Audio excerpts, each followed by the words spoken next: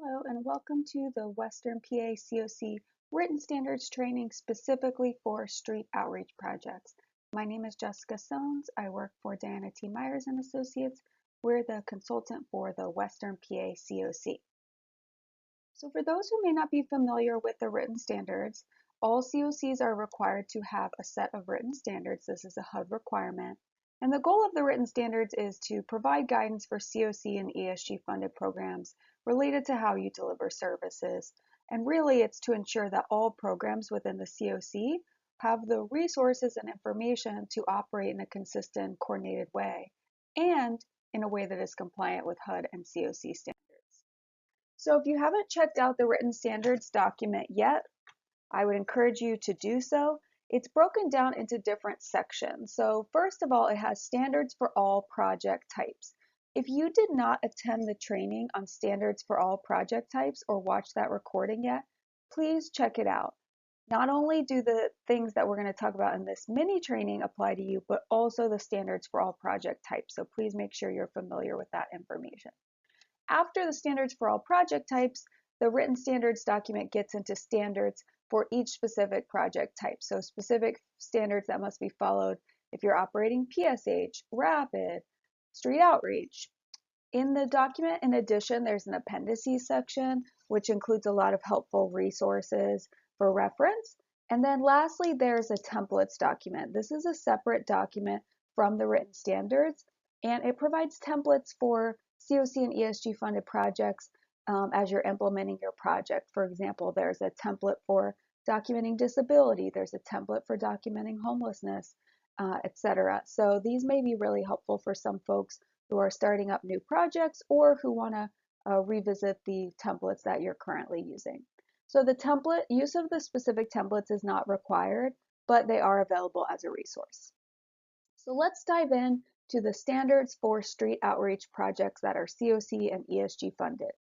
So in general, the goals of street outreach are to provide the essential services necessary to reach out to folks who are experiencing unsheltered homelessness, with the goal of connecting those folks with housing, whether they need emergency housing, whether they can be connected directly from unsheltered homelessness to permanent housing, or connecting folks with critical services and basic needs.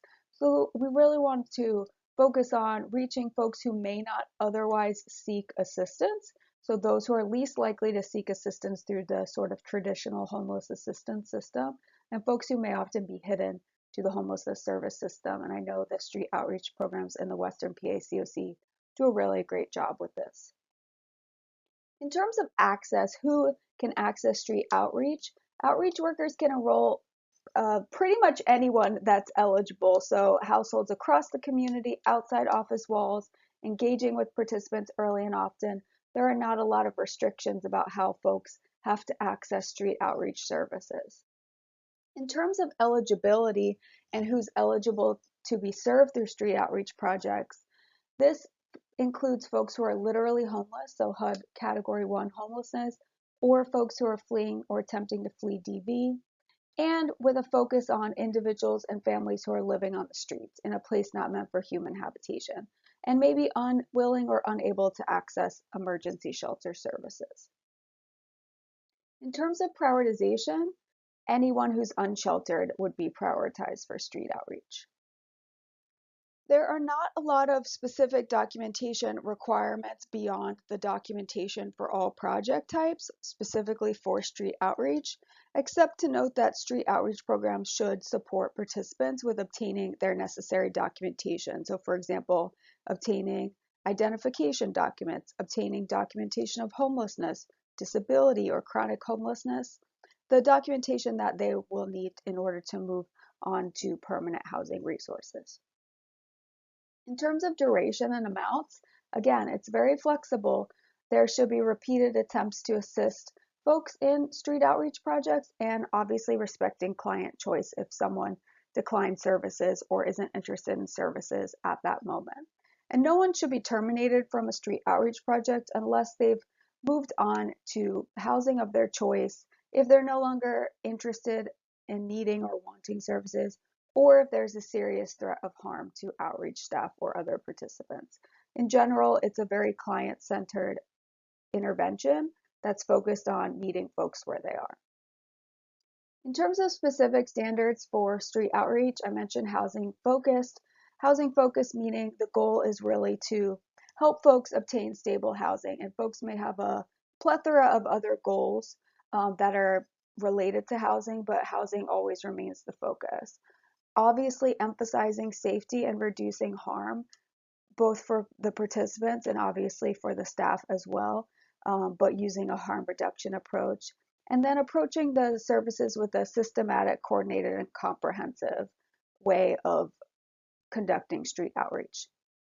ESG funded outreach staff and teams must participate in and/or lead the unsheltered pit count in their community. That is a CoC requirement. In terms of street outreach specific case management, the focus is on establishing trust, building positive relationships, and being able to build a rapport with folks. Obviously, I know that the street outreach programs in the Western PA CoC are really focused on this. There's that initial assessment of needs, figuring out what are the priorities, and obviously focusing on safety and urgent health needs or urgent needs for basic survival. And then it's linking folks to get their basic needs met, a place to get warm, basic needs such as food or clothing, and providing assistance with accessing benefits, services, and housing. To the greatest extent possible, outreach staff are working with participants to do their coordinated entry assessment out in the field. It's not a requirement that folks go into shelter in order to be assessed for resources through coordinated entry. And as much as possible, it's linking folks to services through a warm handoff so that there's a ease of transition from the outreach team to the services that someone needs. In terms of performance measures, the CoC sets performance measures for different project types, and these measures are based on the HUD system performance measures as well as CoC standards. So for street outreach programs, it's really focusing on helping households exit to the housing of their choice. And that may be shelter, if folks need that at the time. It may be a permanent housing resource. It may be resource outside of the homeless system.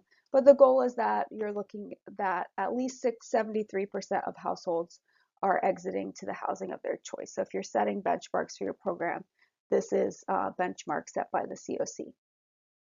So what are the next steps? So I mentioned if you haven't watched the training for standards for all project types, to check that out. All CoC and ESG funded programs must sign off by September 1st that their program understand the standards and will implement them. And this link to this form has been sent out. And if you find that there are standards your program is not implementing, programs need to make a plan to implement all of the standards by September 1st. In addition, you are more than welcome and encouraged to submit feedback on the standards anytime. The Written Standards Committee is committed to making this a living document that can evolve as the needs of the CoC evolve and as folks need more detail on certain aspects of the standards or as norms change. So we welcome you to submit feedback through this online survey at any time. Thank you for participating in this training. If you have any questions about the written standards, please email westerncoc@pennsylvaniacoc.org. Thank you.